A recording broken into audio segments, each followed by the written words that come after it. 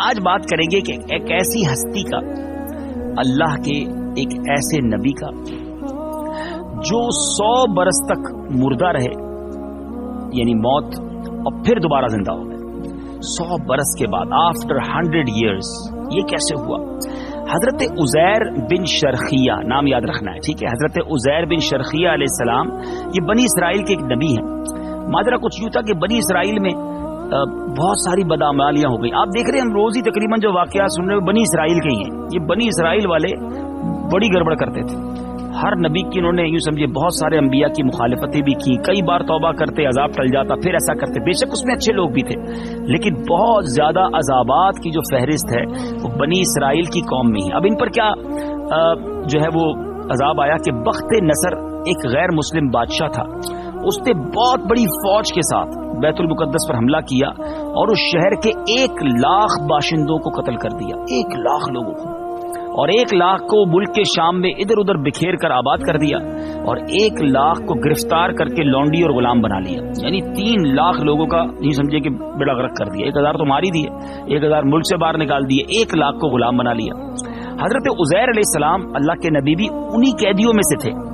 اور اس کے بعد اس بادشاہ نے، ظالم نے کیا کیا، بیت المقدس کو اور پورے شہر کو توڑ پھوڑ کر ختم مسمار کر دیا، بالکل شہر کا ملیا میٹ کر دیا.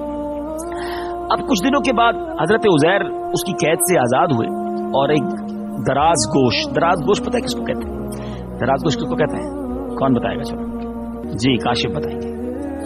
ہاں اچھا، گدھے کو دراز گوش کیوں کہتے؟ گدھا کہتے تھے بھائی، وجہ کوئی ہے؟ دراز گوش کس چیز کا معنی، اس کا معنی کیا دراز گوش؟ ہاں یہ سوال بنا نا. چلے بھائی کوئی ہے بیرون ملک والوں میں سے بتائے دراز گوش کس کو کہتے ہیں؟ گدھے کو تو کہتے ہیں، مگر دراز گوش کے معنی کیا ہے؟ السلام علیکم. وعلیکم السلام ورحمۃ اللہ وبرکاتہ. محمد نعمت طارق کویت سے. جی، لمبے کانوں والا. لمبے کانوں والا. گوش کہتے کانوں کو، اس کے کان لمبے ہوتے ہیں نا، تو دراز گوش. تو چلے یہ بھی سیکھنے کو مل گیا. دراز گوش کے معنی کیا ہے؟ لمبے کان. ہاں دیکھو پھر پتا ہونا چاہیے نا. اچھا اب چلتے ہیں.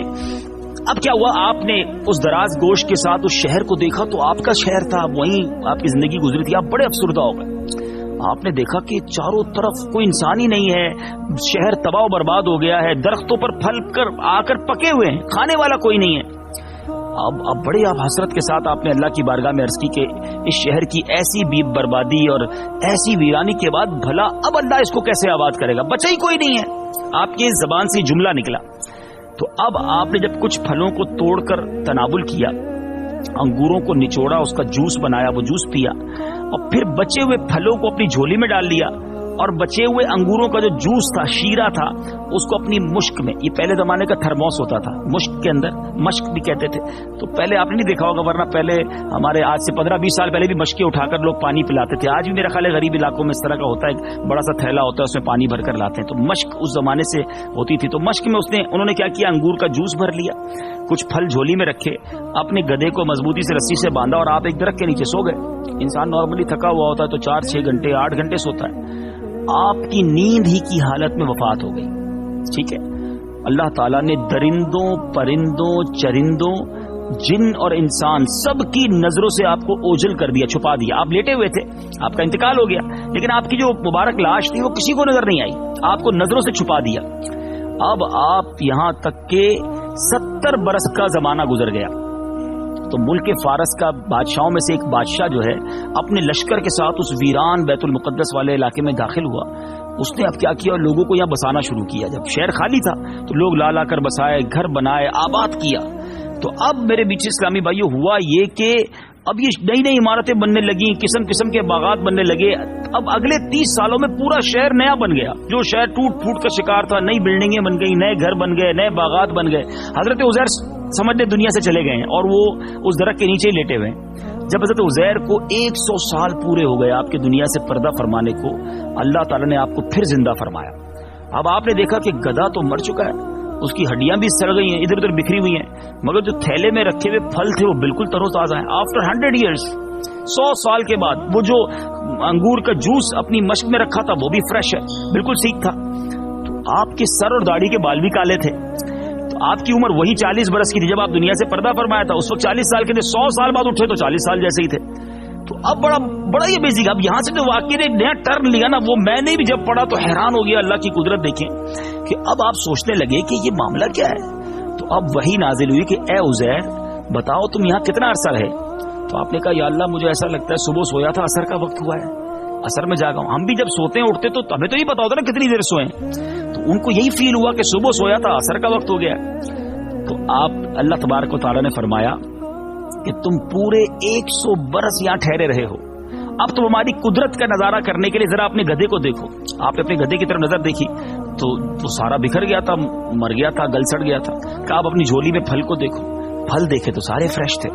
تو اب کا عزیر دیکھو کس طرح ہم ان ہڈیوں پر گوشت چڑھا کر گدھے کو زندہ کرتے ہیں. چنانچہ حضرت عزیر علیہ الصلوۃ والسلام نے دیکھا کہ اچانک وہ بکھری ہڈیاں جو تھیں وہ یکجا ہوئی اور اس کا ڈھانچہ بنا, اس پر گوشت آیا اور وہ گدھا پورا دوبارہ کھڑا ہو گیا. حضرت عزیر علیہ الصلوۃ والسلام نے بلند آواز سے کہا اعلم ان اللہ علی کل شیء قدیر, میں خوب جانتا ہوں کہ اللہ سب کچھ کر سکتا ہے. اب کیا ہوا, اب حضرت عزیر علیہ الصلوۃ والسلام اپنے شہر کا دورہ کرتے ہوئے وہاں پہنچے جہاں 100 برس پہلے آپ کا مکان تھا, جہاں آپ خود رہتے تھے. تو آپ کسی نے آپ کو نہیں پہچانا. اچھا آپ بھی کسی کو نہیں پہچان رہے تھے, ظاہر ہے وہ لوگ تو دنیا سے چلے گئے تھے, نئے لوگ آ گئے تھے, اب کوئی نہیں پہچانتا تھا آپ کو. ہاں دیکھا کہ ایک بوڑھی عورت ہے, اپاہج عورت ہے, وہ مکان کے پاس بیٹھی ہے اور اس نے اپنے بچپن میں, اس بوڑھی عورت نے اپنے بچپن میں حضرت عزیر کو دیکھا تھا. تو آپ نے اس سے پوچھا کہ کیا یہی عزیر کا مکان ہے؟ تو اس نے کہا ہاں یہ عزیر کا مکان ہے. پھر بڑھیا نے کہا کہ عزیر کا کیا ذکر, اس کو تو 100 برس ہو گئے, وہ بالکل ہی لاپتہ ہو گئے. یہ کہہ کر بڑھیا رونے لگی. تو آپ نے کہا کہ اے بڑھیا میں ہی تو عزیر ہوں. بڑھیا کہنے لگی سبحان اللہ, آپ کیسے عزیر ہو سکتے ہیں؟ میں بچپن میں چھوٹی تھی, آپ بڑے تھے, آج میں بوڑھی ہوں, آپ پھر اتنی ہیں, تو یہ کیسے ہو سکتا ہے؟ تو آپ نے کہا کہ نہیں, اللہ تعالیٰ نے مجھے زندہ فرمایا ہے. اور تو بڑھیا نے کہا اچھا ایسی بات ہے, اگر آپ واقعی عزیر ہیں تو مجھے یہ پتا ہے کہ حضرت عزیر کی ہر دعا قبول ہوتی تھی, وہ بڑے مقبول تھے اللہ کی بارگاہ میں. تو آپ دعا کریں کہ اللہ میری آنکھیں اچھی کر دے. اس کی آنکھوں کی روشنی چلی گئی تھی اور میرا فالج ٹھیک ہو جائے. حضرت عزیر نے دعا کی تو آنکھیں بھی آ گئی, فالج بھی ٹھیک ہو گیا. اب پورے محلے میں شور مچ گیا کہ یہ کیا ہوا, 100 سال کے بعد واپس آئے ہیں اور سارے لوگ بوڑھے ہو گئے ہیں, دنیا سے چلے گئے, آپ 40 سال کے ہی ہیں. اب کیا ہوا, بوڑھیا کی آنکھیں آئی نا تو اس نے دیکھا تو کہا یہی تو تھے, چہرہ پہچان گئی وہ کہ ہاں حضرت عزیر تو یہی ہیں. اب کہا میں شہادت دیتی ہوں کہ آپ ہی عزیر علیہ الصلوۃ والسلام ہیں. اب وہ بنی اسرائیل والوں کو جمع کیا گیا, محلے میں لوگ جمع ہو گئے. اب سب لوگ ایک ہی مجلس میں جمع تھے. اس مجلس میں آپ کا لڑکا, اب ذرا امپورٹنٹ بات سنیے گا, حضرت عزیر کا لڑکا تھا جس کی عمر 118 برس ہو چکی تھی, بیٹے کی عمر 118 برس, والد کی عمر ابھی اللہ کی قدرت دیکھو, حضرت عزیر کا بیٹا اس مجلس میں موجود تھا. تو آپ کے چند پوتے بھی تھے جو بھی سارے بوڑھے ہو گئے تھے, دادا جوان اور پوتے بوڑھے. یہ تو ذہنی آزمائش کی پہلی بن گئی, چلو کبھی انشاءاللہ اس کو بھی شامل کریں گے. اچھا پوتے بوڑھے. تو بڑھیا نے مجلس میں شہادت دی کہ اعلان کیا کہ میں گواہی دیتی ہوں یہی حضرت عزیر ہیں. کسی نے بھی نہیں مانا, بیٹا بھی پریشان, پوتا بھی پریشان کہ ہمارے دادا کہاں سے آ گئے, والد صاحب کہاں سے آ گئے, اور 40 سال ہی عمر ہے. تو اب ان کے لڑکے نے کہا جو 118 سال کا بیٹا تھا, کہتا میرے والد کے دونوں کاندھوں کے درمیان ایک کالے رنگ کا مسا تھا جو چاند کی شکل کا تھا. ہوتا نا کبھی کبھی مسا ہو جاتا ہے جسم پر, جس کو ہم تل بھی کہتے ہیں. تو حضرت عزیر نے اپنا کرتا اتارا تو پیٹھ پر وہی مسا بھی تھا. پھر لوگوں نے کہا کہ حضرت عزیر کی ایک اور نشانی تھی کہ ان کو تورات, یہ بھی آسمانی کتاب ہے نا تورات, ٹھیک ہے, 4 کتابیں یاد ہے نہیں یاد ہے, کون کون سی؟ تورات, زبور, انجیل اور قرآن, ٹھیک ہے نا. تو تورات ان کو زبانی یاد تھی. تو اس زمانے میں پوری زمین پر کوئی بھی ایسا بندہ نہیں تھا جس کو تورات زبانی یاد ہو. کہ اگر آپ اللہ کے سچے نبی حضرت عزیر ہے تو تورات سنائیے, تورات کو زبانی سنائیے. تو حضرت عزیر نے جو ہے وہ تورات زبانی سنانا شروع کر دی. اب مزے کی بات یہ کہ اگر میں کسی کو کہوں بھائی حافظ قرآن کوئی ہے قرآن سنائے, اور ہم میں سے کسی کو قرآن کچھ بھی نہ آتا ہو تو ہمیں کیا پتا صحیح پڑھ رہا ہے غلط پڑھ رہا ہے. تو کہا آپ پڑھ تو رہے, ہمیں کیا پتا صحیح پڑھ رہے ہیں کہ نہیں پڑھ رہے. تورات انہوں نے سنانا شروع کی. اس کو کنفرم کون کرتا, قاری صاحب سنتے تو پتا چلتا ہے نا صحیح پڑھ رہے ہیں, حافظ صاحب تراویح پڑھاتے ہیں, پیچھے 2 سامے کھڑے ہوتے ہیں. حضرت عزیر نے تورات سنانا شروع کی, کسی کو آتی نہیں تھی. کہا ہمیں کیا پتا یہ صحیح پڑھ رہے نہیں پڑھ رہے. تو ایک آدمی نے کہا کہ میرے والد کو جب بخت نصر نے گرفتار کیا تھا تو اس دن ایک ویرانے میں میرے والد نے انگور کی ایک بیل کے نیچے تورات کتاب دفن کر دی تھی. وہ موجود ہوگی کتاب بھی, بخت نصر نے کتابیں بھی معاذ اللہ ساری ختم کر دی تھی, اور سارے تورات کے جو حافظ تھے ان کو چن چن کر مار دیا تھا. یعنی اس وقت زمین پر تورات کتاب بھی نہیں تھی, تورات کا پڑھنے والا یعنی حافظ بھی کوئی نہیں تھا, صرف حضرت عزیر تھے اور ایک کتاب وہ انگور کی بیل کے نیچے تھی. अब गांव वालों गए और उन्होंने जाके जमीन खोदी, वहां से वो तौरात किताब निकाली, कहा अब सुनाएं। अब तौरात किताब सामने थी, हजरत उज़ैर ज़बानी शुरू हो गए। अब उन्होंने सुना तो कहा ये तो वाकई पूरी किताब इनको याद है। अब मेरे मीठे इस्लामी भाइयों, जब हजरत उज़ैर की ये बातें सुनी तो अब एक गलती हो गई बनी इसराइल से, बहुत बड़ी गलती हो गई। और ये वही बात है कि ईमान की कमजोरी। जब इन्होंने देखा कि इनको तौरात भी ज़बानी याद है, जिस 100 साल के बाद भी 40 साल के हैं, होना ये चाहिए था कि अल्लाह की कुदरत पर यकीन रखते, इन्होंने कहना शुरू कर दिया कि आप अल्लाह के बेटे हैं, माअल्लाह। इस वजह से वो गैर मुस्लिम हो गए। यहूदियों का यही अकीदा है, उस दिन से यहूदी हजरत उज़ैर को अल्लाह का बेटा कहते हैं, इसीलिए वो ईमान वाले नहीं। ठीक है, लेकिन अब इस वाक़े से सीखने को कितना कुछ मिलता है। अल्लाह की शान, अल्लाह की कुदरत, अल्लाह ताला की कुदरत का नजारा देखे कि एक ही जगह थी, गधा मर गया, फ्रूट सलामत है। ठीक है, हजरत उज़ैर पर उम्र भी नहीं बढ़ी। तो इससे पता क्या उलमा ने खूबसूरत बात निकाली कि इससे पता चलता है कि कब्रिस्तान एक ही हो, आबो हवा एक ही हो, कब्रें एक ही मिट्टी से बनी हो, मगर किसी कब्र के अंदर हाल कुछ और होता है, किसी कब्र में हाल कुछ और होता है। बराबर ही में कब्र में जहन्नम का अजाब हो रहा होता है, इसके बराबर वाली कब्र में जन्नत की खिड़की खुली होती है, रहमतें बरस रही होती है। अल्लाह मेरी और आपकी कब्र को जन्नत का बाग बनाए।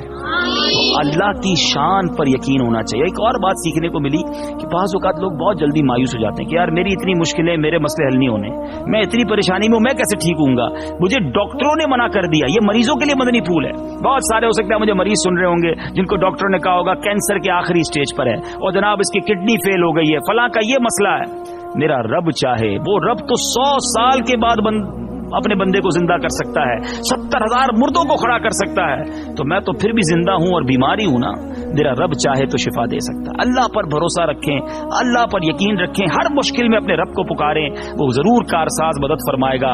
इन्नल्लाह अला कुल्ली शैइन कदीर। जिंदगी में कभी मायूसी नहीं आने देना कि नहीं ये नहीं हो सकता। हाँ, हमारे आपके लिए हो सकता है, हम नहीं कर सकते, मगर अल्लाह चाहे तो वो अबाबील के लश्कर के जरिए छोटे छोटे कंकर लेकर परिंदे आते हैं और हाथी वालों का भुस बन जाता है कि किस तरह अल्लाह ने एक परिंदों के छोटे छोटे कंकरों के जरिए हाथियों के लश्कर का, यूं समझिए कि